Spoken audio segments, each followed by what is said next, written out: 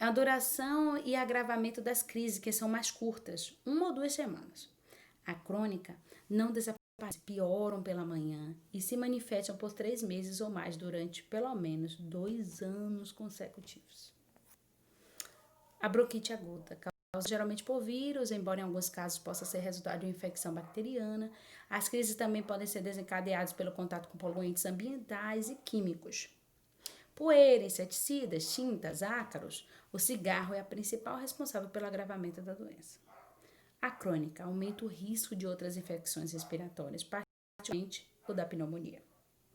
A doença pode instalar-se como uma extensão da bronquite aguda, mas a principal causa da doença é a fumaça do cigarro. Por ser uma enfermidade rara entre os não fumantes, é conhecida também como tosse dos fumantes. Sintomas. Tanto na forma aguda quanto na crônica, a tosse é o principal sintoma da bronquite. Na aguda, ela pode ser seca ou produtiva. Na crônica, é sempre produtiva e a expectoração clara no início. Pode tornar-se amarelada e espessa com a evolução da enfermidade. Falta de ar e chiado são outros sintomas da bronquite crônica. O diagnóstico leva a conta os sinais e sintomas, o histórico do paciente e o exame clínico. Em algumas situações, a prova da função pulmonar ou espirometria é a prova da função pulmonar. Ó, a prova da função pulmonar.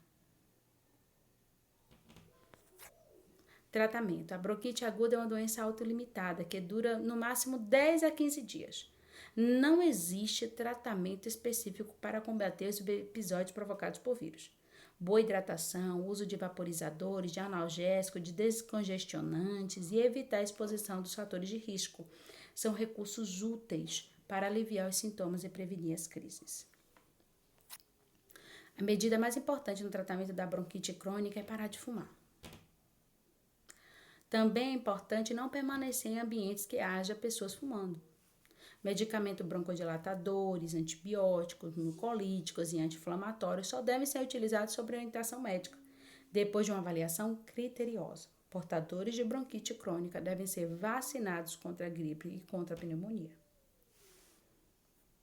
Cuidados de enfermagem. Reúna todas as forças para parar de fumar. Se não conseguir, tente fumar menos e evite locais onde haja pessoas fumando. Beba bastante água, pois ela pode ajudar a diluir secreções brônquicas e facilita a expectoração. Lave as mãos com frequência, utilize máscara ou outro equipamento protetor se você está sujeito à inalação de elementos irritantes. Evite contato com pessoas resfriadas, gripadas ou com outras doenças transmissíveis por via respiratória. Não inibe a tosse produtiva.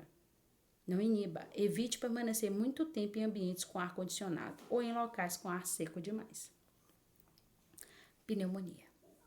Pneumonias são infecções que instalam nos pulmões, órgãos duplos localizados um em cada lado da caixa torácica. Pode acometer a região dos alvéolos pulmonares, onde desembocam as ramificações terminais dos brônquios e, às vezes, os intertícios, espaço entre um alvéolo e outro. Pneumonias são provocadas pela penetração de um agente infeccioso ou irritante, bactérias, vírus, fungos ou por reações alérgicas, no espaço alveolar, onde ocorre a troca gasosa. Esse local deve estar sempre muito limpo, livre de substâncias que possam impedir o contato do ar com o sangue. Diferente do vírus da gripe, que é altamente infectante, os agentes infecciosos da pneumonia não costumam ser transmitidos facilmente.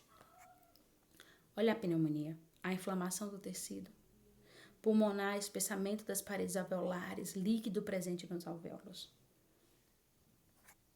Sinais, os sintomas, né? Febre alta, tosse, dor no tórax, alteração da pressão arterial, confusão mental, mal-estar generalizado, falta de ar, secreção de muco purulento de cor amarelada esverdeada, toxemia e prostração.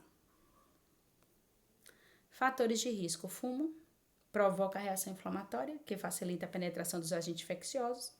Álcool, interfere no sistema imunológico e na capacidade de defesa do aparelho respiratório. Ar-condicionado, deixa o ar muito seco, facilitando a infecção por vírus e bactérias. Resfriar mal cuidados e mudança brusca de temperaturas.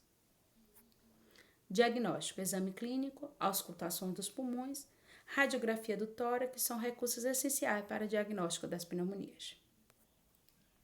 Tratamento: antibióticos, que melhora e costuma ocorrer em 3 a 4 dias. A internação pode fazer se necessário quando a pessoa é idosa, tem febre alta, apresenta alterações clínicas decorrentes da própria pneumonia, tais como comprometimento da função de rins e da pressão arterial.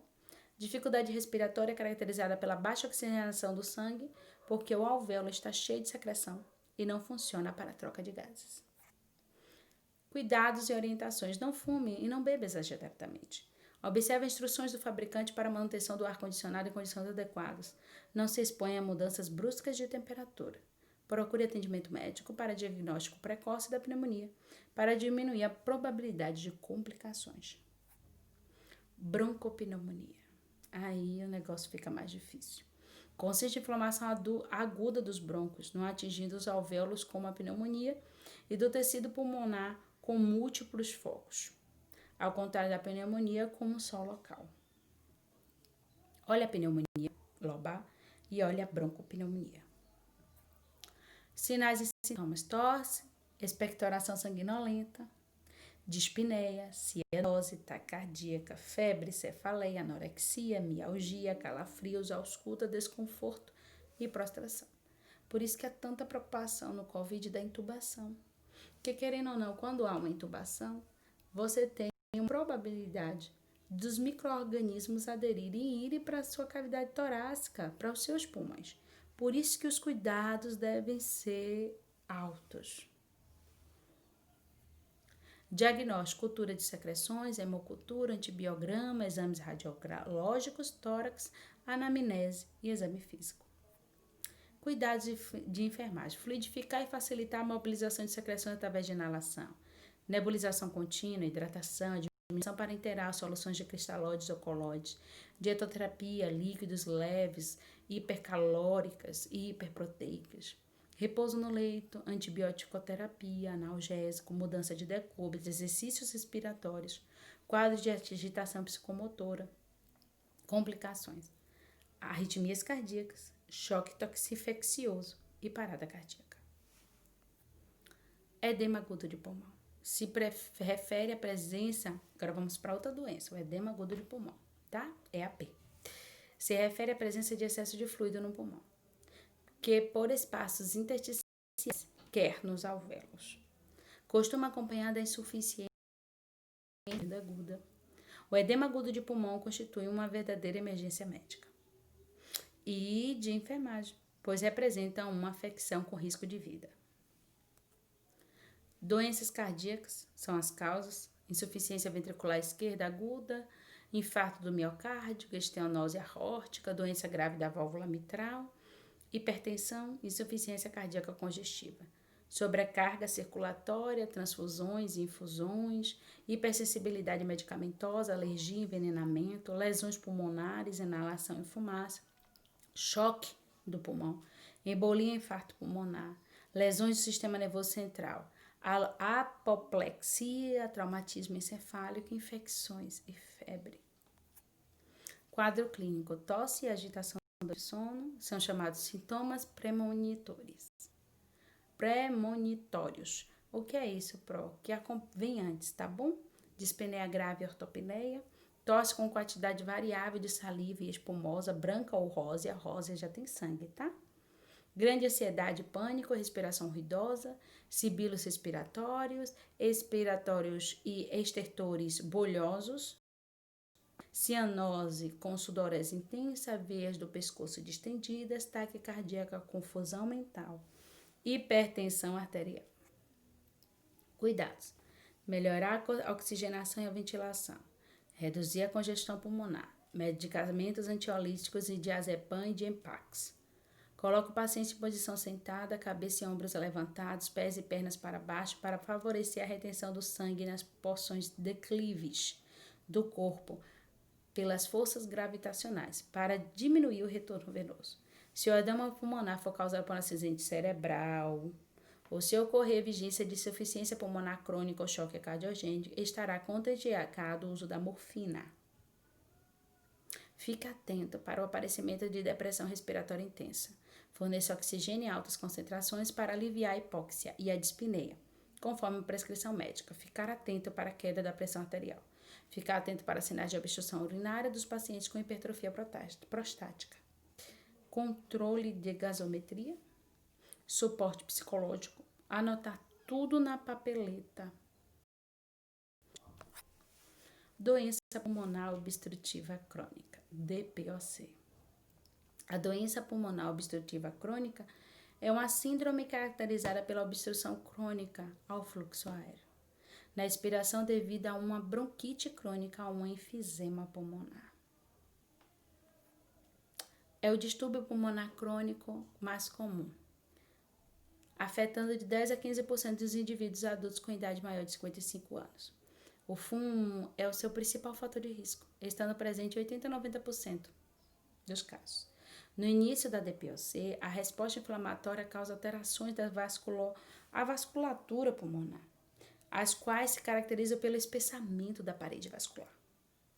Essas alterações podem resultar da exposição ao tabaco, ao uso de produtos do tabaco ou da liberação de mediadores inflamatórios, em alguns casos.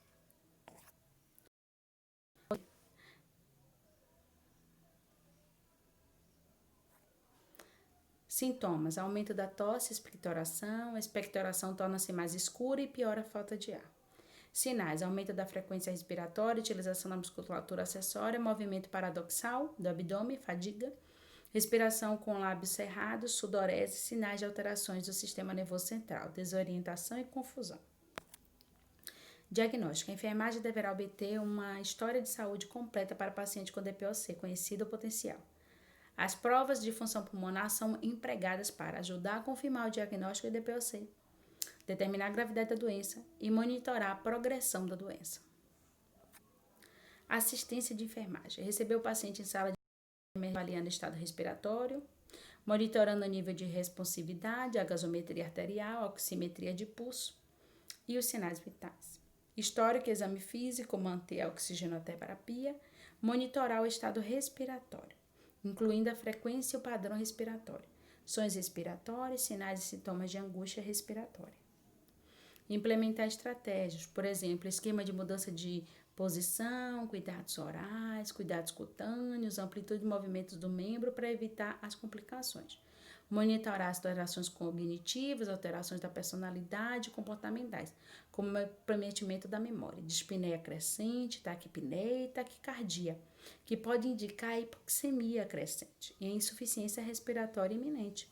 Manter acesso venoso para administração de medicamentos, manter o paciente em posição de Fowle ou semi-Fowle, aspirar vias aéreas conforme necessário, instruir o paciente a relatar qualquer sinal de infecção, como febre, alteração da coloração, características, consistência ou quantidade de escarro, fisioterapia respiratória e hidratação. Vamos agora para enfisema pulmonar. Eu sei que são muitas coisas, mas infelizmente temos que aprender. O enfisema é uma irritação respiratória crônica de lenta evolução, quase sempre causada pelo fumo, embora outros agentes, poeiras, poluentes, vapores químicos também possam provocá-lo. No enfisema, os alvéolos transformam-se em grandes sacos cheios de ar, que dificulta o contato do ar com o sangue, uma vez que foi destruído o tecido por onde passavam os vasos. Alguns fatores hereditários também podem contribuir para o aparecimento do enfisema. Relativamente rara, a deficiência congênita de uma enzima protetora dos pulmões pode indicar maior predisposição para desenvolver a doença, mesmo em não fumantes. Nesse caso, ela se manifesta em pessoas mais jovens e sua evolução é mais rápida. Sinais e sintomas: respiração ofegante, com chiado, tosse, sensação de sufoco, são sintomas do enfisema, mas o pior deles é a falta de ar, que se agrava à medida que a doença se agrava. Os pulmões se tornam menos eficientes e o peito adquire uma forma cilíndrica, característica da doença. Fisiopatologia: no enfisema, os alvéolos ficam comprometidos e perdem a capacidade de fornecer oxigênio ao sangue e dele retirar o dióxido de carbono. Os alvéolos saudáveis são minúsculos, numerosos, esponjosos e elásticos. No enfisema, são maiores, menos numerosos e comparativamente mais rígidos. Nos estados avançados da doença, a pessoa fica impossibilitada de executar até mesmo atividades físicas insignificantes. e pode necessitar de oxigênio suplementar. Nesse caso, o enfisema pode ser fatal. Orientações e cuidados. Se você fuma, abandone o cigarro.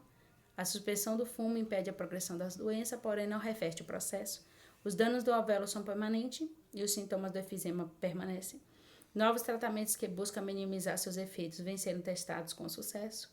Execute as tarefas enquanto estiver expirando. Adote os critérios de respirar com os lábios contraídos. Posição de assobio. Deixando apenas uma passagem de pequena para o ar. Inale pelo nariz. Expire vagarosamente com firmeza. Pare e descanse assim que sentir falta de ar. Inale oxigênio suplementar. Sempre que necessário, planeje seus afazeres. Defina o meio mais eficiente e menos cansativo para executar suas tarefas. Estabeleça prioridades. Você não pode executar tudo da forma que estava acostumado. Escolha o que é prioritário. Controle-se, mantenha um ritmo lento e contínuo para executar suas tarefas. Evite concentrá-las em determinados momentos. Estabeleça períodos de descanso ao longo do dia. Para vestir-se, babear-se ou aplicar maquiagem, sente-se. Sempre que possível, use roupas folgadas, fácil de vestir e despir. Se você estiver acima do peso, emagreça. O esforço para suportar o peso excedente é grande e desnecessário. Com alimentos com pouca gordura e muita fibra, é o que nós devemos comer. Nas relações sexuais, aprenda a valorizar atitudes preliminares, conversar, trocar beijos e afagar. Planeje a sua atividade sexual para os dias que estiver mais energia. Não tente fazer sexo quando estiver cansado ou após uma refeição substancial. Peça ao parceiro para ser mais ativo. Atenção, o enfisema aumenta a suscetibilidade à pneumonia. Mantenha seu médico informado se notar qualquer sinal de infecção. O sistema endócrino. Estamos já acabando, tá? Falamos do sistema cardiovascular, sistema respiratório e vamos terminar com o sistema endócrino. Sistema endócrino, formado pelas glândulas endócrinas que produzem hormônios e estão amplamente distribuídas pelo corpo. As glândulas endócrinas não possuem ductos, isto é, elas secretam hormônios diretamente ao interior dos capilares sanguíneos, onde eles atingem todas as células do organismo, controlando e auxiliando o controle de suas funções. Glândulas do sistema. As glândulas endócrinas estão localizadas em diferentes partes do corpo. A hipófise, a tireoide, as paratireoides, o timo, as suprarrenais, os pâncreas, e as glândulas sexuais. Hipófise. A hipófise está localizada no centro da cabeça, logo abaixo do cérebro. Produz diversos hormônios, entre eles hormônios do crescimento. É considerada a glândula mestre do nosso corpo, pois estimula o funcionamento de outras glândulas como a tireoide e as glândulas sexuais. Os hormônios produzidos pela hipófise são o LH, o FSH, prolactina, ACTH, GH e TSH. Ó a hipófise. Tá vendo aí o hipotálamo e a hipófise? Olha aí mais uma vez. Tireoide. A tireoide está localizada no pescoço. Produz a tiroxina, hormônio que controla a velocidade do metabolismo celular, na medição do peso e do calor corporal, no crescimento e no ritmo cardíaco. Hipertireoidismo. Funcionamento exagerado da tireoide acelera todo o metabolismo. O coração bate mais rápido, a temperatura do corpo fica mais alta do que o normal. A pessoa emagrece por gastar mais energia. Esse quadro favorece o aparecimento de doenças cardíacas e vasculares, pois o sangue circula com mais pressão. Se não tratada, pode provocar o surgimento de bócio, inchaço no pescoço e também exoftalmia. Olhos saltados. Oxoftalmia e bócio.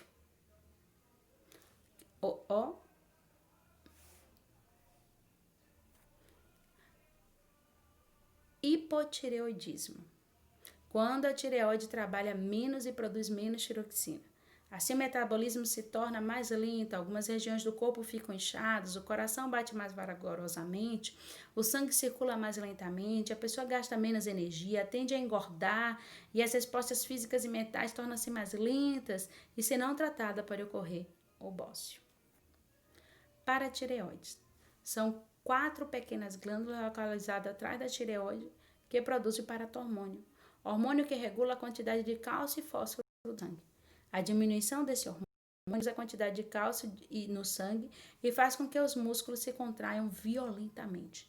Esse sintoma é chamado de tetania, pois é semelhante ao que ocorre com pessoas com tétano. Por sua vez, o aumento da produção desse hormônio transfere parte do cálcio para o sangue, de modo que enfraquece os ossos, tornando-se quebradiços. Olá, as paratireoides.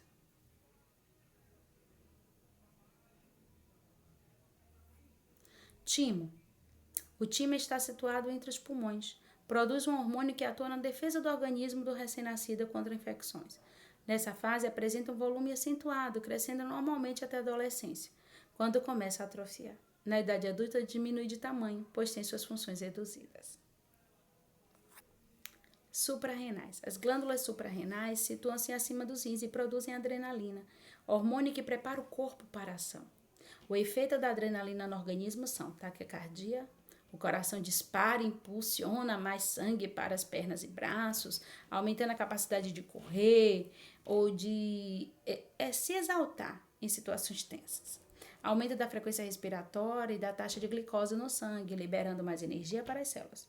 Contração dos vasos sanguíneos, da pele, o modo que o organismo envia mais sangue para os músculos esqueléticos e por isso ficamos pálidos de susto e também gelados de medo.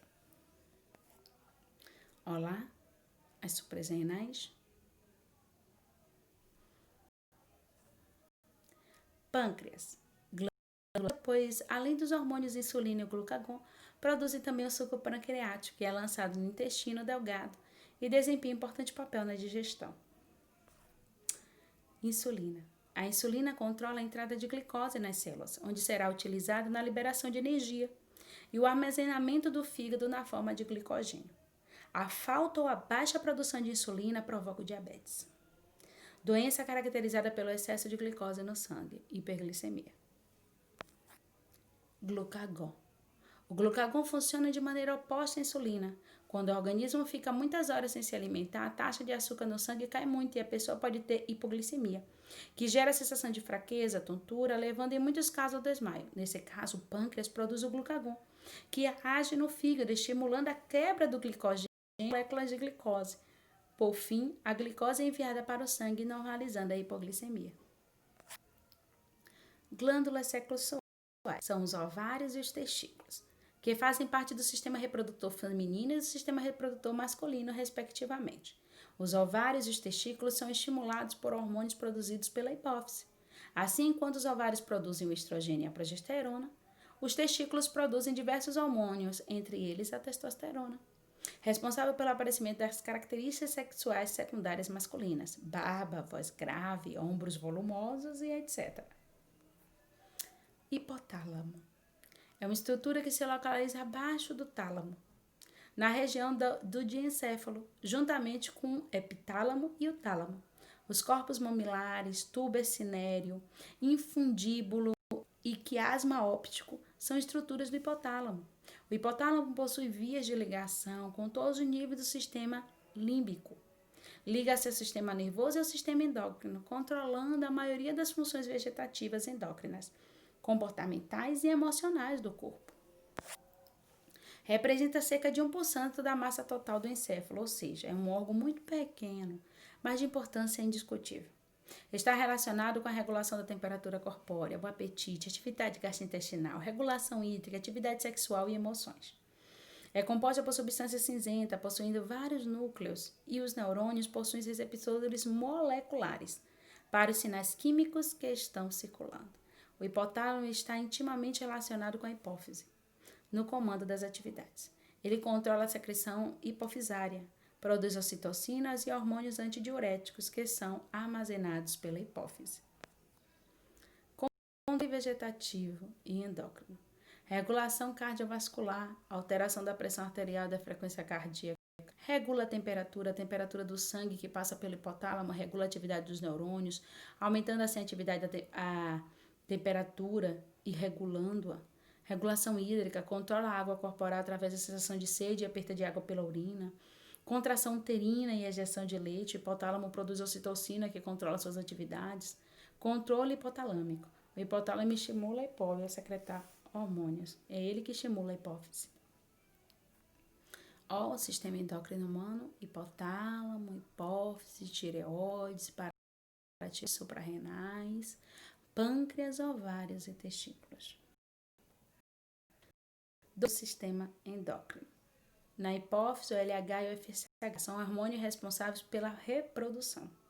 Estimulam a produção de testosterona pelos testículos, de estrogênio e progesterona pelos ovários.